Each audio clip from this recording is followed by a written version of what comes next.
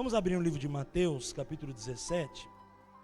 Minha voz está um pouquinho rouca, tenho falado bastante. Hoje de manhã também preguei numa igreja fora, mas Deus vai nos dar a graça e o renovo em nome de Jesus. Pai, nós queremos, ó Deus, pedir o Teu Espírito, ajuda, compreensão, discernimento para ouvir a Tua palavra. Obrigado, Deus, pela Tua palavra que renova o nosso ser, que completa coisas espirituais nesta noite. Sei que já estamos sendo ministrados desde ao adentrarmos este lugar.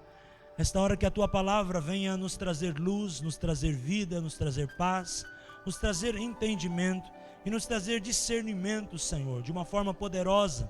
E nós Te damos toda a honra e toda a glória. Ao abrirmos esta palavra, fala conosco, em nome de Jesus. E aqueles que creem, digam amém. Eu quero nesta noite meditar sobre o tema, o mundo espiritual.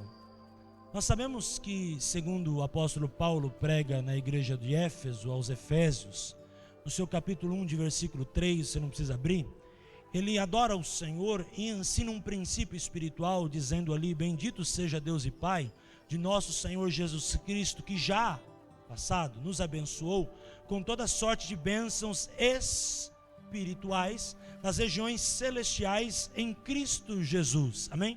Esse é o texto base para essa mensagem. E através desse momento nós entendemos duas coisas. Primeiro, Deus já abençoou. Coisas poderosas Deus já preparou. Quantos estão felizes por isso? Diz amém. E o segundo é que são bênçãos espirituais.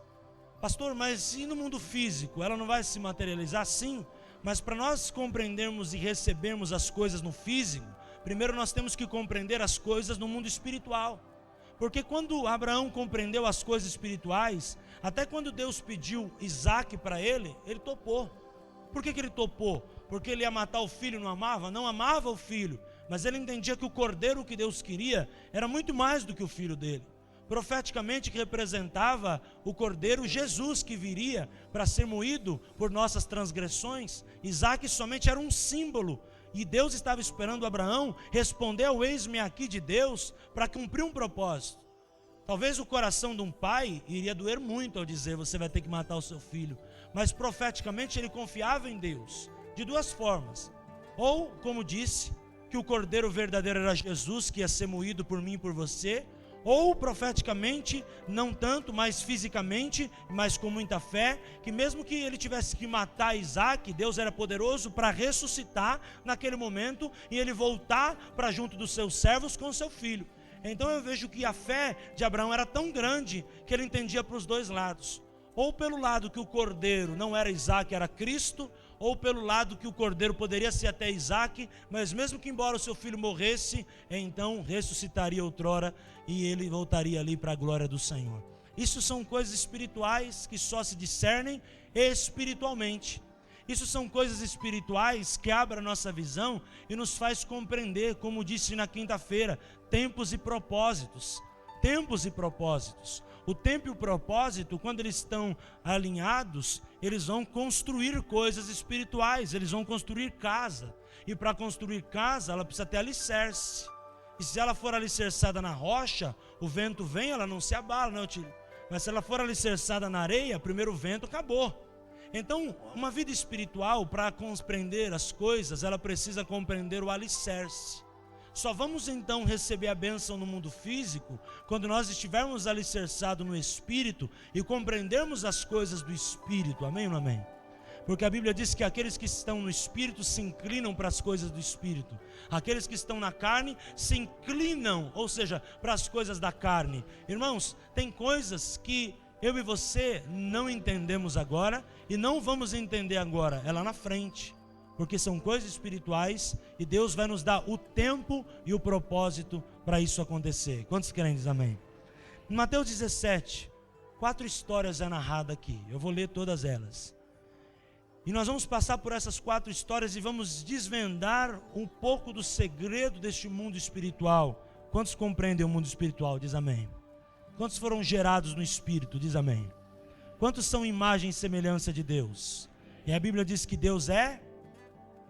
Importa que os seus adoradores o adorem em espírito e em...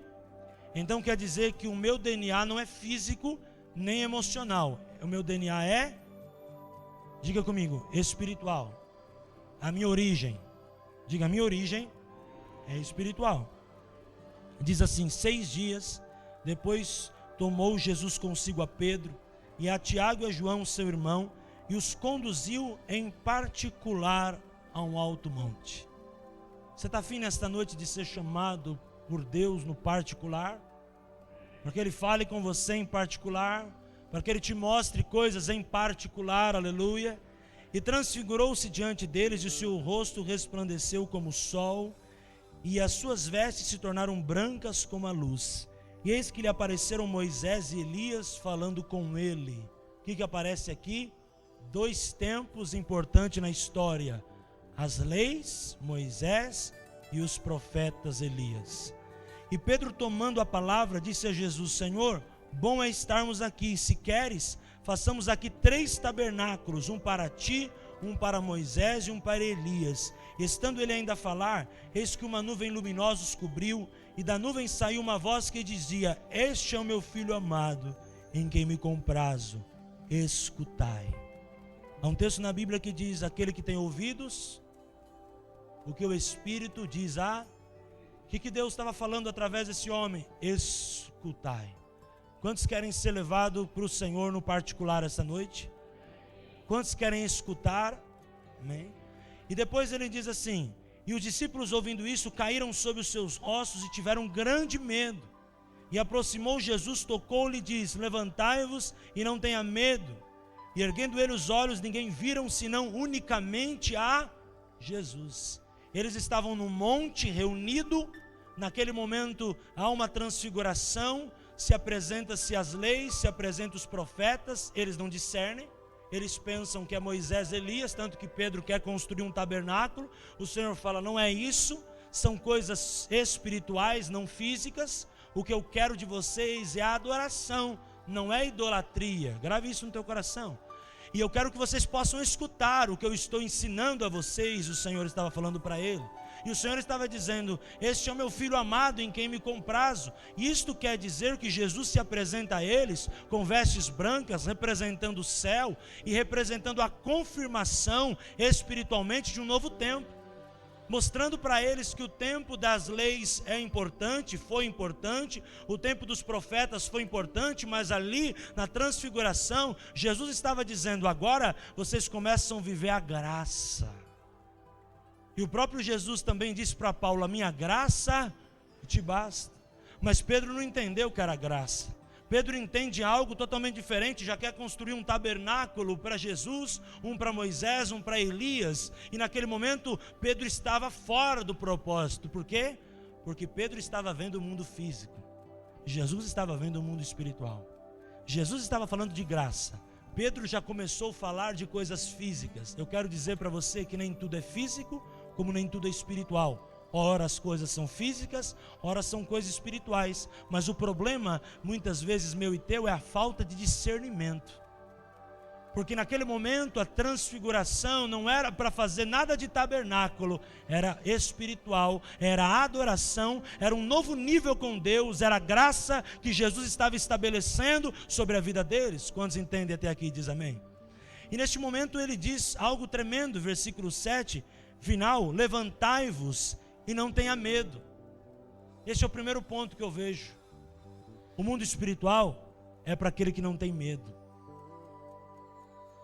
Deus sempre falou comigo, irmãos, que um dia eu viveria o mundo espiritual e pregaria sobre o mundo espiritual. Mas o mundo espiritual, ele é para se discernir espiritualmente. Isso está na Bíblia. E muitas vezes você que está muito apegado ao físico, ao material, você não consegue entender o mundo espiritual, não é verdade? Vamos pensar, você que ainda não teve a revelação do entregar o dízimo, você ainda está ligado no físico. Se Jesus aparecesse para você, você que não é dizimista, com certeza você ia montar um tabernáculo para Moisés, para Elias, você ia fazer igualzinho Pedro. Mas o dizimista não, o dizimista ele entende o espiritual, porque ele sabe que o dízimo não é dele, é de Deus, ele devolve para Deus. Aquilo lá não é peso, não é verdade? Para você que é dizimista, você não entende o que eu digo? Ele é peso para a tua vida? Não. Por quê? Porque você entendeu o espiritual. Agora o que não entendeu espiritual, agora que eu estou falando isso, dentro dele deve estar nervoso, está querendo me bater, está querendo me arrancar. Ainda bem que tem um irmão barranco aqui, que vai me segurar no final, eu não vou apanhar, glória a Deus por isso. Por quê? Porque as coisas espirituais só se discernem espiritualmente. E quando ela desce ao coração como revelação, ela se torna espiritual. Então não há mais peso, há prazer. Quantos creem no prazer? Diz amém. Quantos creem que nesta noite Deus vai fazer coisas lindas na tua vida? Diz amém. Isso é algo tremendo. Não pode ter medo. E eu me lembro que sempre eu era profetizado. Paulo, você vai falar, você vai pregar, um dia você vai fazer isso, um dia você vai fazer aquilo. Mas eu confesso, irmãos, que eu tinha um medo desse tal de demônio aí. Eu tinha um medo desse negócio de batalha espiritual. Eu tinha um medo, falava de mundo espiritual, irmãos, eu fugia igual o diabo fugia da cruz. Eu não tinha coragem de nada, eu era um medroso. E uma vez minha mãe estava, eu era bem pequeno. Eu era, acho que talvez até menor que o Abner. Minha mãe estava ministrando uma mulher numa sala. E minha mãe estava lá ministrando, e a mulher entrou numa crise de endemoniamento. Ela começou a ficar endemoniada. E eu estava num sofá do lado de fora, esperando minha mãe terminar para ir embora. E aí eu fiquei assim, que barulheira, que coisa é essa? E eu fiquei preocupado, será que minha mãe não está tomando um pau desse diabo aí não? O que está acontecendo? E eu fui perto da porta.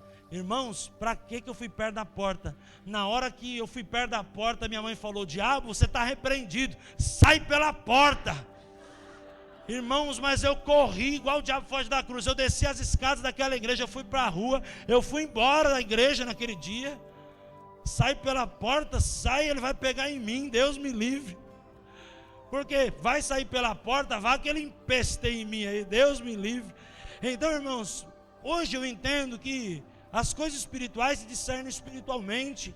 E se eu tenho autoridade no nome de Jesus, eu creio que eu sou em Cristo, eu tenho uma identidade espiritual, e eu usar o nome de Jesus, a Bíblia diz que todos estão sujeitos ao nome de Jesus.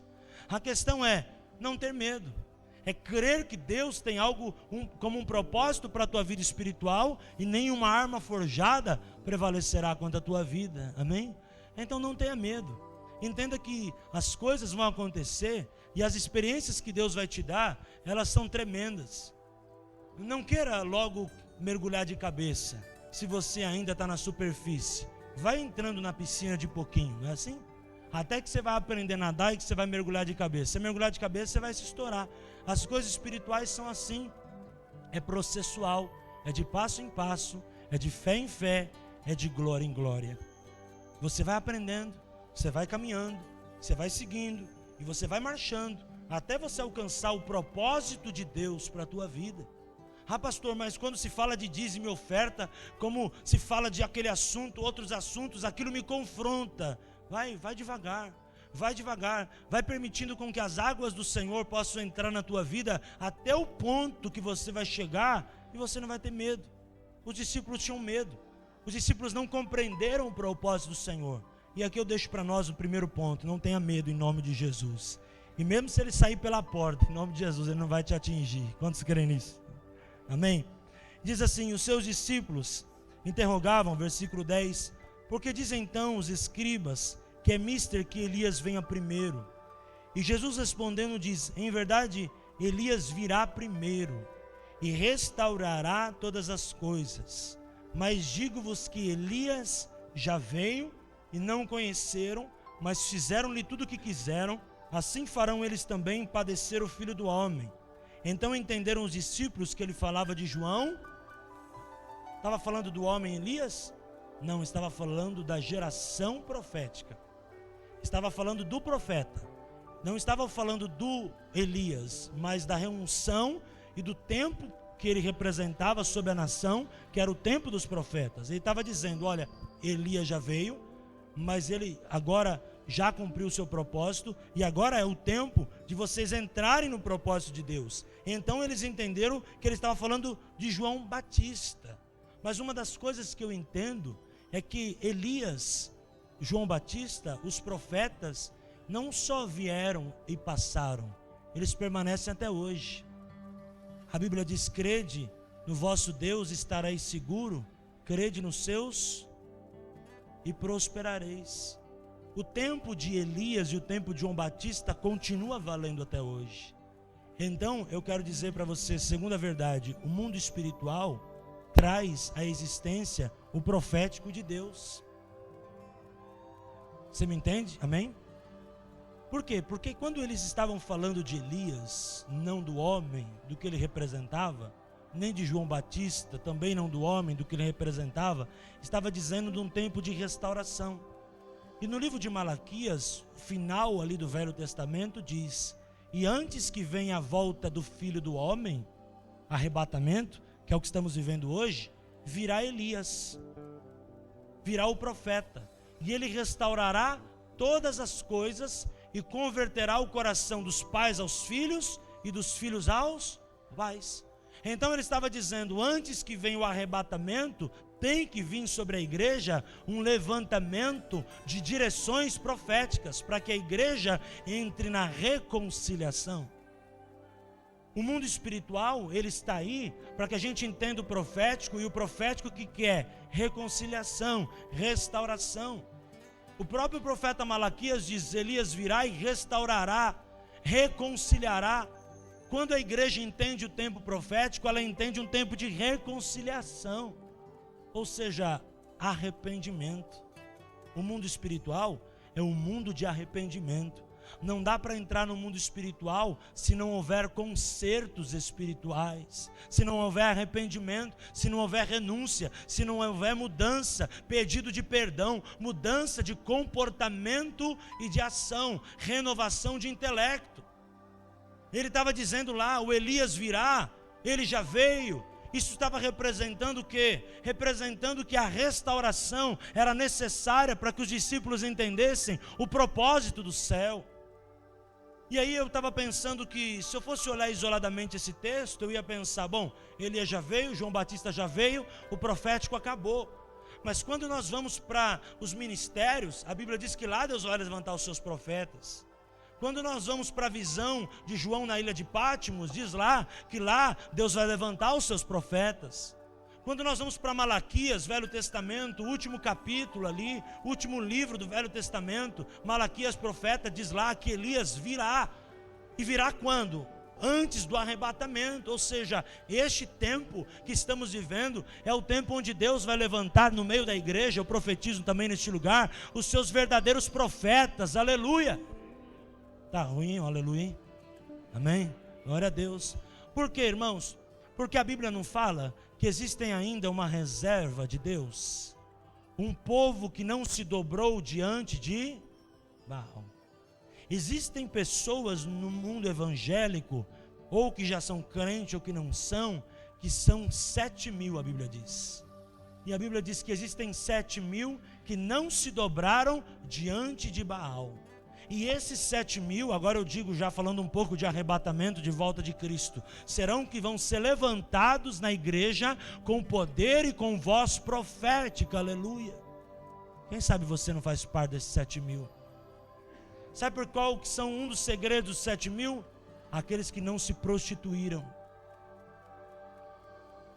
E eu não estou falando de prostituição, você sabe, no termo físico. Estou falando da prostituição do altar. Homens e mulheres de Deus que não abriram mão do altar, do ministério, para fazer a vontade do homem. Pastores que somente pregaram a vontade de Deus, não ficaram pregando o que o povo quer ouvir e saíram do propósito de Deus. Existem ainda 7.000 que não se dobraram diante de Baal. E nesse tempo de arrebatamento, Elias virá, vai se levantar profetas representando os 7.000, e esses 7.000 vão ser a boca de Deus para a vida da igreja, em nome de Jesus. E eu digo mais, esses 7.000 vão ser aqueles que vão calar, enquanto Cristo não vier, a voz do anticristo. Porque o anticristo é um só, e vai precisar de 7.000, para você ver tamanha influência que esse anticristo vai ter sobre o governo, sobre o mundo. E vai precisar se levantar esses 7.000 que não se dobraram diante de Baal, que pagam o preço, que abrem mão das suas vidas para fazer a vida de Deus. E esses 7.000 vão confrontar esse um. E aí quando esses 7.000 se levantar, avisar a igreja vai estar preparada, então eu entendo que haverá a trombeta que vai soar, o arrebatamento, e Deus vai levantar a igreja. Quantos querem subir para o céu? Diz amém. Quantos querem fazer parte dos 7.000, diz amém? Então o mundo espiritual, ele traz o profético, ele traz restauração. Ah, pastor, mas eu estou com um problema. Então peça perdão, porque senão você não entra no profético, que o profético é reconciliação, é restauração. Se arrependa dos seus pecados, para que você entre no profético e você tenha a chance de fazer parte dos 7.000. Porque a batalha espiritual vai ser grande. E eu vou dizer para você, irmãos, 7.000, né? Mas vai ter muito mais, infelizmente, que vão ouvir não 7.000, vão ouvir o anticristo. E vão entrar no anticristo. E vão deixar o anticristo governar. Este é um momento muito sério da igreja se preparar para a volta de Cristo. Quantos creem nisso? Diz amém. Quantos creem que você faz parte dos 7.000? Amém? Acho que deve ter pelo menos 2 aqui, né? 3. Se um vier dos 7.000 já está bom, está valendo. A mensagem já foi alcançada, glória a Deus. Vamos continuar lendo, irmãos. Mais histórias Jesus nos ensina aqui nesse texto. Esse Mateus 17 é profundo, depois você lê mais em casa, muita coisa aqui. Então, versículo 14. Quando chegaram à multidão, já saíram do particular. Agora vão para o meio do povo. Vamos aprender algo no meio do povo? Aproximou-se-lhe um homem, pondo-se de joelho diante dele, dizendo: Senhor, tem misericórdia do meu filho, que é lunático e sofre muito, muitas vezes cai no fogo e muitas vezes cai na água. E trouxe aos seus discípulos e eles não puderam. Vamos mudar esse verbo aqui? Não quiseram curar. Pastor, por quê? Porque eles já podiam, porque Jesus já tinha dito para eles: eu te dou autoridade, tudo que vocês colocarem a mão vai acontecer. Se colocar a mão sobre os enfermos, eles serão curados. Então, essa questão de não puderam, a tradução original deve ser não quiseram curar. Amém ou não amém? Não quiseram, porque já tinha, era só impor as mãos e ver o milagre acontecer. Olha o que Jesus fala para eles, 17. Ó geração incrédula e perversa, até quando estarei convosco? Até quando vos sofrerei? Traz-me aqui. E repreendeu Jesus o demônio que saiu dele, e desde aquela hora o menino sarou. Então os discípulos, aproximando de Jesus em particular, disseram: porque nós não podemos expulsá-lo? Mas olha que Jesus respondeu: por causa da pequena fé.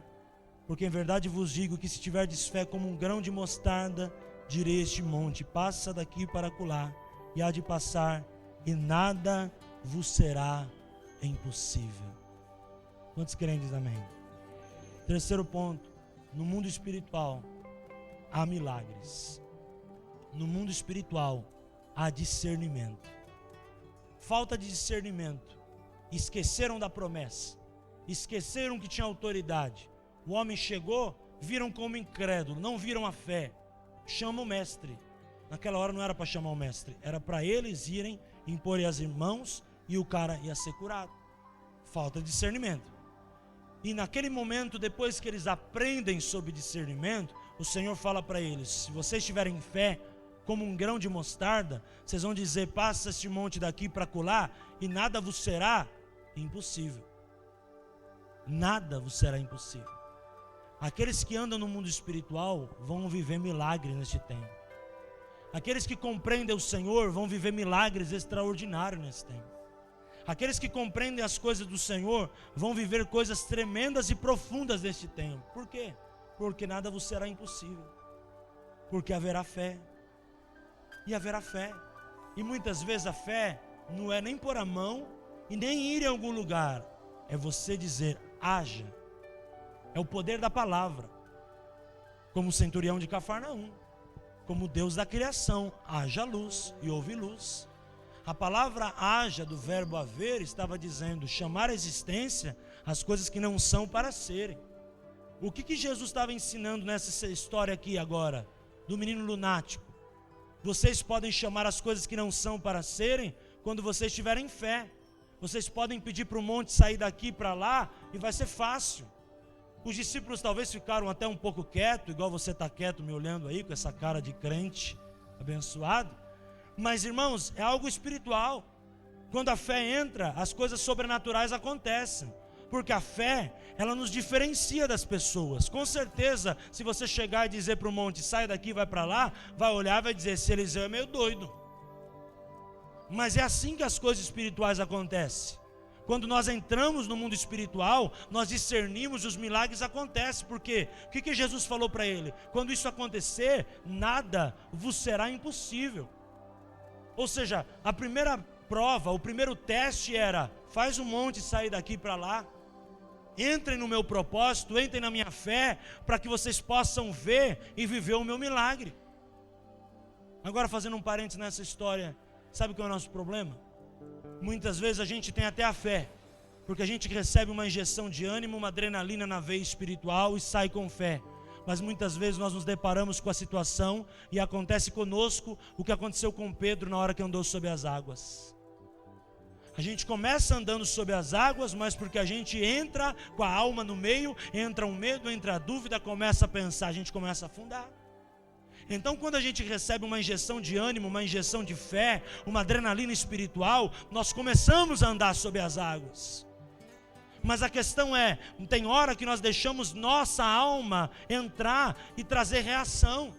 Deixamos a incredulidade entrar no meio, deixamos o nosso eu falar mais alto, deixamos a dúvida entrar, e quando deixamos a dúvida entrar, a incredulidade entrar, o que acaba acontecendo? Abre a porta. Abriu a porta para a incredulidade, impedimento e portas fechadas. Falamos domingo passado. O que acaba acontecendo? A gente sai da zona da fé, da zona do milagre, do discernimento, sai do mundo espiritual e vai para o mundo físico. Porque para Pedro, quando ele estava no Espírito, e quando o Senhor falou, vem, ele tinha tanta certeza que ele estava pisando sobre as águas e sabedoria que ele ia conseguir andar, assim como eu tenho certeza que eu estou pisando sobre um tablado de madeira e você está com o pé no concreto. Mas o grande problema foi quando ele pensou, não, agora eu sou Pedro. Aí ele já começou a pensar, aí quando a gente começa a entrar nas coisas físicas, as coisas espirituais já saem de cena, e aí o homem começa a afundar. Por isso que o Senhor Jesus estava dizendo, quando vocês discernirem, vocês vão viver milagres extraordinários, porque nada vos será impossível. Toma posse nesta noite, nada vos será impossível. Eu profetizo sobre a tua vida, que nada vos será impossível, que a unção da fé, o poder de Deus venha sobre a tua vida, de uma forma sobrenatural, e você conquiste de uma forma tremenda, e vai dar tudo certo. Por quê? Porque é tudo pela fé, irmãos. O justo viverá. Ah, pastor, como? É pela fé, irmãos. Enquanto você ficar calculando, e ficar com medo, você não vai entrar no melhor de Deus. Enquanto você estiver preso na tua realidade, você não vai entrar no melhor de Deus. Você não tem que fazer loucura. Você aprendeu os últimos 3 domingos sobre isso. Mas quando você agir com fé, o sobrenatural de Deus vai vir e você vai entrar no propósito de Deus. Quantos crentes, amém? Vamos seguir. Aqui a gente aprende isso. Nada vos será impossível. Toma posse disso essa noite em nome de Jesus. 21. Mas esta casta de demônios, agora ele volta a falar do assunto do menino que estava doente, não se expulsa senão pela oração e pelo jejum.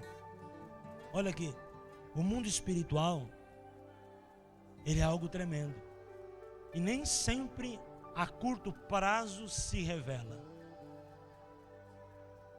Tem coisas que nós vamos entender agora, tem coisas que nós vamos entender só depois. Por que eles não puderam curar? Se era só orar em nome de Jesus e ir embora? Porque eles tiveram um problema da falta de fé, sim, mas porque eles não tinham um princípio espiritual revelado. Aqueles demônios não iriam sair somente com a imposição de mãos e repreendendo em nome de Jesus. Precisava ter uma posição de jejum e oração. Então aqui eu aprendo outra coisa tremenda. O Senhor Jesus estava ensinando para eles o princípio para o crescimento da igreja. Quem é a igreja do Senhor diz amém. Você quer ver a igreja crescer? Tá ruim. Quer ver a igreja crescer, irmão? Você não quer, o que você está fazendo aqui hoje? Você está fazendo aqui hoje? Vai lá assistir o Faustão, melhor. É verdade. Vai lá, vai te agregar mais do que você está aqui. Você quer ver a igreja crescer? Quer ver Jesus vir buscar a noiva dele? Amém ou não amém? O que você tem que entender, e eu também? Entender algo espiritual. Entender que existem coisas que Deus vai nos revelando através do seu Espírito, e nós vamos crescendo de fé em fé, até alcançarmos o processo de glória em glória. Mas isso são coisas que se dedicam a tempo. Tem muitas pessoas que querem entrar, nas coisas de Deus e já querem saber assim. Calma, irmãos, as coisas são discernidas. E tem coisas que uma oração vai resolver, mas tem coisas que são coisas de longo prazo, que é uma batalha que você vai ter que trabalhar, vai ter que conquistar, e assim vai chegar no objetivo. Você vai lá fazer uma consulta lá na irmã Helenice. 10 minutos não resolve. Tem que ter uma reeducação, talvez vai ter que tomar um remédio, tem que fazer várias consultas, não é assim? Ou o cara vai lá na segunda, terça-feira, a vida já está totalmente resolvida. Claro que não. É a mesma coisa no espiritual. No espiritual, Jesus estava falando para eles: vocês têm que ter paciência, vocês têm que esperar o tratamento. E outra coisa que eu digo, como disse quinta-feira, você tem que permitir o tratamento entrar e ser um ministrador, e ser um ministrado. Porque o que acaba acontecendo? Vamos pegar o exemplo da Helenice. Você vai lá na Helenice, ela te passa um medicamento, ou te passa uma dieta, uma reeducação alimentar. E aí no outro dia de manhã, que era para você comer lá um negocinho, você vai lá e come 2, 3 coxinhas, toma a sua Coca-Cola, resolve? Você tem uma receita na mão, você tem a dica na mão, mas você não resolveu. Por que você não resolveu o problema? Porque você não permitiu você ser ministrado. Então existem 2 lados, não é verdade? Você vai fazer uma cirurgia, você fala para o anestesista: não me dá anestesia não. Você não vai me operar não. O anestesista está lá, o cirurgião está lá, você está numa cama de hospital e não permite ser operado, você vai ficar doente, você vai morrer. É a mesma coisa você ter algo na mão, algo que te dê uma resposta e você não permitir você ser ministrado. Então o mundo espiritual é para aqueles que são humildes. Sabe o que quer dizer humildade? Humus, terra. Sou pó, vim do pó e vou voltar para o pó. Tenho que reconhecer quem eu sou em Cristo. Tenho que permitir ser ministrado. Porque não adianta nada eu ir no médico e não tomar o remédio que ele mandar eu tomar. E não adianta nada eu ir lá na Helenice e não fazer o tratamento que ela me propor. Não vai adiantar de nada. É a mesma coisa do crente. O crente que não entende o mundo espiritual, ele pensa que as coisas vão se resolver assim. Ele não sabe o tamanho da batalha espiritual que está lá. Por isso, irmãos, o mundo usa a palavra, sessões, sessões de tratamento, sessões de terapia. Na ministração, são dias de ministração, são etapas de ministração. Você vem, conversa com o pastor, ele fala: olha, volta semana que vem, ou volta na outra. É legal, é normal, isso é legal, porque é o tempo da reação, é o tempo de você ter uma reeducação espiritual. E eu vejo que no mundo espiritual precisa ter uma reeducação, porque os discípulos estavam muito presos ao físico, e Jesus estava dizendo para eles: eu quero que vocês entrem no meu novo, mas vocês precisam de uma reeducação. E para vocês serem reeducados, vocês precisam aprender que não é do jeito de vocês. Tem coisas que só vão acontecer com muito jejum e muita oração. Existem momentos, irmãos, que a gente está vivendo um mundo espiritual, um principado de desânimo que tem se levantado contra as pessoas, e aí reúne 2, 3 lá, ora e vai embora. Mas existem momentos que ele vai embora, mas amanhã volta. A batalha é espiritual. Não sei se você já sentiu isso na tua vida.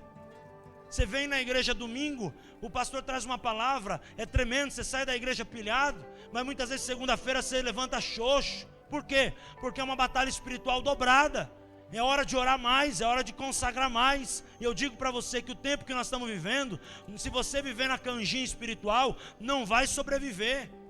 É tempo de feijoada, é tempo de jejum, é tempo de oração, é tempo de clamor, é tempo de buscar. Buscar-me-eis e me achareis, quando me buscar de todo o vosso coração. Eu tenho certeza que aquele irmão que veio na escola de líder, veio na quarta as irmãs das mulheres, quinta no culto, sábado no louvor, e hoje está muito mais alimentado que outros que vieram uma vez só.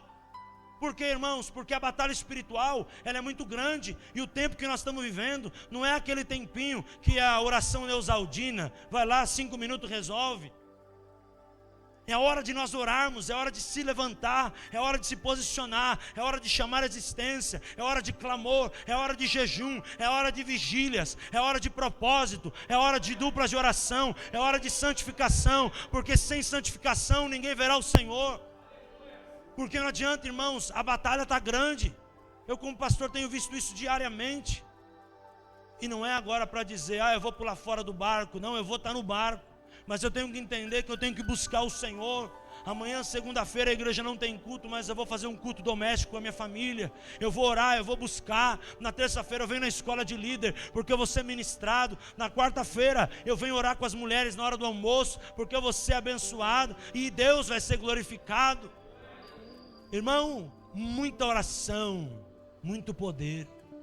Pouca oração, pouco poder. Neste tempo que você está vivendo, não é tempo de você se envolver com coisas deste mundo, com coisas que atrapalham a tua fé. É hora de você ficar na fonte de água, bebendo das águas do Senhor, bebendo do Senhor, comendo do Senhor. Vem quinta-feira, Deus tem uma palavra para a tua vida. Terça-feira, Deus tem uma palavra para a tua vida. Você vai vir no domingo que vem, e na ceia Deus tem uma outra palavra para a tua vida, e Deus vai te abençoar e te fortalecer. Ah, pastor, mas eu pensei que você iria orar, ou algum irmão iria me abençoar, eu ia sair daqui, meu problema acabou. Esperamos que seja assim, mas e se não for? E se essa batalha for espiritual desse tamanho aqui de 21, versículo 21, que só sai com jejum e oração, então precisa ter um propósito. Então você precisa vir para passar por ministração. Então você precisa vir para passar por aconselhamento. Então você precisa vir para buscar uma tratativa e passar por um aconselhamento com a equipe da igreja individualmente e ser tratado. Porque senão não vai rolar, as coisas vão ficar difíceis. Amém ou não amém? Última história para terminar. Ora, achando-se eles na Galileia, disse-lhe Jesus: o Filho do Homem será entregue na mão dos homens, e vão matar, e ao terceiro dia ressuscitará. E eles se entristeceram muito. E chegando eles a Cafarnaum, aproximou-se de Pedro os que cobravam as dracmas e disseram: o vosso mestre não paga as dracmas? E disse ele: sim. E entrando em casa, Jesus lhe antecipou, dizendo: que te parece, Simão? De quem cobram os reis da terra os tributos ou o censo? Dos seus filhos ou dos alheios? E disse-lhe Pedro: dos alheios. E disse-lhe Jesus: logo estão livres os filhos. Mas para que não os escandalizemos, vai ao mar, lança o anzol, tira primeiro o peixe que subir, e abrindo a boca encontrarás o estáter, ou seja, a moeda da época. Se fosse hoje o real, toma, dá por mim e por ti. Último ponto. No mundo espiritual é que nasce o equilíbrio. Nós vemos aqui Jesus andando e falando de coisas espirituais durante esse capítulo inteiro, desde a transfiguração, desde a cura do menino, antes na época que ele falou dos profetas, neste momento ali dos demônios, e agora falando sobre o imposto que tinha que ser pago. Nesse momento ele estava dizendo: dai a César o que é de César, dai a Deus o que é de Deus. O mundo espiritual, ele vai fazer gerar dentro de mim e de você o equilíbrio. Porque tem muita gente que pensa em mundo espiritual e sai do equilíbrio. Por quê? Porque agora não, minhas coisas espirituais, agora eu não preciso mais fazer isso, eu não preciso mais fazer aquilo, eu não preciso mais honrar, eu não preciso mais honrar pai e mãe, porque agora eu sou um adolescente e agora eu conheço a palavra, e agora o pastor falou que Deus vai me usar, e meu pai e minha mãe nem na igreja vai. Eu preciso honrar meu pai e minha mãe? Precisa, porque eles continuam sendo autoridade espiritual sobre a tua vida. Ah, pastor, mas agora eu sou um cristão, você mesmo falou da fé, pega aqui um monte e manda para lá. Será que eu não posso chegar lá nas minhas contas e falar: seja quitada? Você pode, se quitar, glória a Deus, mas se não quitar, você tem que pagar. Porque o mundo espiritual, ele traz e gera equilíbrio. Você pode dizer amém? Você pode dar um glória a Deus? Equilíbrio, porque um cristão equilibrado alcança o propósito. Um cristão equilibrado chega onde os outros não querem chegar. Você precisa ter equilíbrio. Sabe, eu vejo que tem muita gente que vai fazer mudanças na sua vida e fazem sem equilíbrio. Sabe por quê? Porque fazem sem conselho, porque fazem do seu jeito. Sabe o que talvez está fazendo? Está mudando do ruim para o pior. Mas quando se busca conselho, não é assim? Quando um filho ouve um pai e uma mãe, quando se ouve uma autoridade, você faz mudanças, toma decisão, mas com a cabeça no lugar, com objetivo claro e definido. Nesse momento, Pedro poderia ter pego e falado assim: mestre, você não vai pagar o imposto não, porque você é um homem de Deus, você é filho do homem, você vai morrer, vai ressuscitar, logo vai subir para o céu, precisam te honrar, não paga o imposto não. Mas ele diz: eu vou pagar o imposto, eu vou pagar o imposto. Da mesma forma que ele fala que ele vai pagar o imposto, ele faz ali um milagre. Fala para Pedro: vai lá e lança o anzol, porque na boca do primeiro peixe vai ter o dinheiro. Olha, irmão, que sobrenatural. E vai ter o dinheiro para você pagar o teu imposto e o meu. Ou seja, vai haver provisão sobre a tua vida e sobre a minha vida. Eu quero profetizar: vai haver provisão sobre a tua vida e sobre a minha vida, sobre a tua casa, sobre a minha casa, sobre a casa de quem está do seu lado, declare para ele aí, em nome de Jesus, e sobre a tua casa também, em nome de Jesus, aleluia. Sabe por quê? Porque algo espiritual acontece. Ele estava dizendo ali: olha, você vai pagar um imposto para mim? Mas para provar o milagre, o mesmo milagre que eu disse ali atrás, nada vos será impossível quando você mandar um monte sair de um lugar e para o outro. Aqui é a prova do milagre. Olha o imposto na boca do peixe. Eu estava pensando hoje à tarde: vá que essa moda pega, hein? Lá no acampamento todo mundo vai ficar pescando o dia inteiro para ver se acha dinheiro. Ninguém vai para o culto. É, Deus, é isso aí. Por quê, irmãos? Porque ali há um princípio espiritual. Sabe qual é o princípio? Aqueles que andam com Deus, Deus suprirá em Cristo Jesus todas as suas necessidades. E é um princípio: deleita-te no Senhor teu Deus, e Ele concederá o desejo do teu coração. Deleita-te no Senhor teu Deus, Ele concederá o desejo do teu coração. Uma mulher que eu conheço orou, e ela queria ir para Israel. E um empresário que eu conheço não orou, mas ele queria ir para Israel. E uma mulher que eu conheço, ela é costureira. Ela não tem condições nenhuma, mas ela sempre orou: Senhor, um dia eu quero ir para Israel. Um dia eu quero ir para Israel. E há 2 anos atrás ela esteve em Israel. E o empresário que eu conheço, ele poderia pagar até para 5 de nós ir para Israel à vista. Mas ele não foi para Israel. Por que ele não foi para Israel? Porque ele não confiou. Porque ele achou que a força do seu braço, o dinheiro que ele tem na conta, poderia resolver uma coisa. Mas, irmãos, eu digo para você: não é o teu salário que vai promover o teu bem-estar. O que vai promover o teu bem-estar é o Deus da provisão, o Jeová Jirê, que pega uma costureira e faz realizar o sonho. O empresário, que até crente é, mas é um povo de dura serviço, não é dizimista, não é fiel, ele não sai do lugar. Você que está me ouvindo, aprenda isso. Não é o quanto você ganha que vai mostrar o tamanho do teu Deus e o quanto de promessas você vai realizar na tua vida. É o quanto você tem de fé no Senhor teu Deus. Essa semana, sexta-feira, eu estava no mercado e chorei na fila do mercado. Porque ligou para mim uma moça, né, Débora? O marido da moça, ligou não, mandou e-mail. E na fila estava grande, eu fui lá, baixei o e-mail. E aí, esse casal, eles se conheceram, casaram na igreja. Na altura meu pai fez o casamento deles, tudo. Mas aquela menina passou fome. A Rafa conhece a história dela. Ela passou fome quando criança. Ela passou fome quando criança.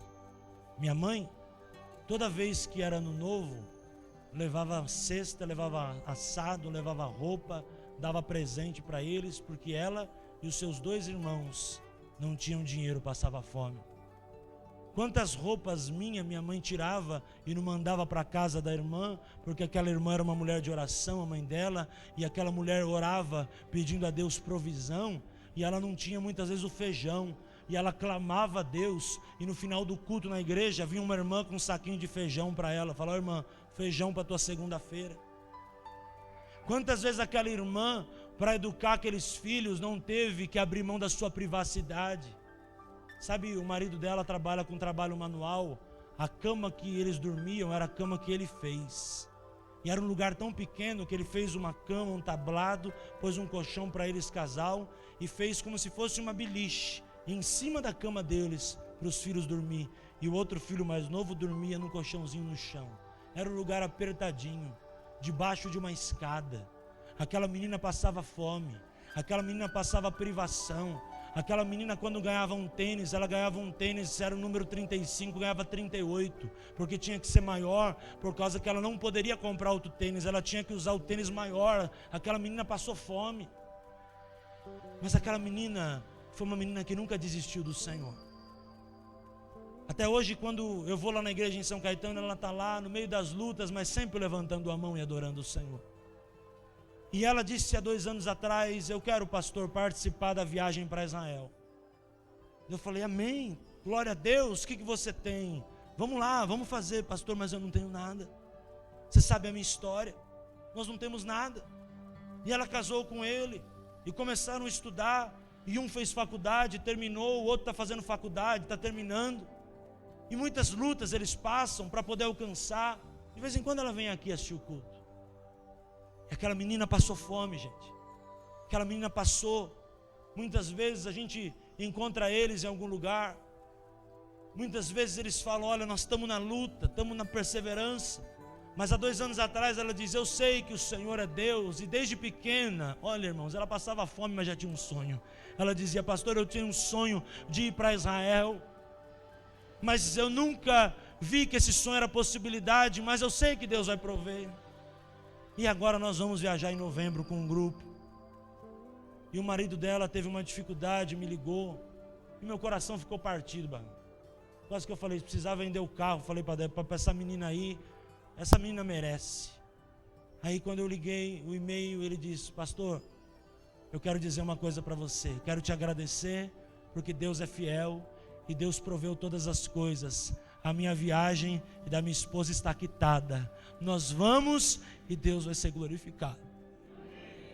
E quando estava no caixa do mercado, sexta-feira com a Débora, eu comecei a me emocionar. Porque eu sei que aquela pessoa que tem fé na vida, ela consegue vencer. Eu sei que uma pessoa que tem fé em Deus, ela consegue vencer as suas batalhas. Uma pessoa que entende o mundo espiritual e confia no Senhor, ela consegue vencer as suas batalhas. Um sonho não é impossível para aquele que está no Senhor. Como diz a palavra: faça e nada vos será impossível. A menina que passou fome, talvez seja a primeira vez que ela vai andar de avião. A menina que passou fome, andava com tênis, irmão, maior no número. Muita gente na classinha da igreja até tirava sarro dela, eu me lembro. Ela vai viver a promessa de Deus na vida dela. Sabe, não importa o quanto você ganha, receba essa revelação no teu coração. Não importa o tamanho do teu salário, importa o tamanho do teu Deus e o tamanho da tua fé. O tamanho do teu Deus e o tamanho da tua fé. Se você crê, as coisas vão acontecer. As coisas que não são virão, e as promessas vão se concretizar. Eu profetizo em nome de Jesus nesta noite sobre a tua vida, sobre a tua casa, porque no mundo espiritual não existem desertos. Eu declaro nesta noite: existe um banquete de Deus preparado para a tua vida. E assim como essa moça, essa menina que passou fome, eu me lembro disso, ela consegue realizar um sonho. O meu Deus, o teu Deus, segundo a sua riqueza e sua glória, suprirá em Cristo Jesus todas as nossas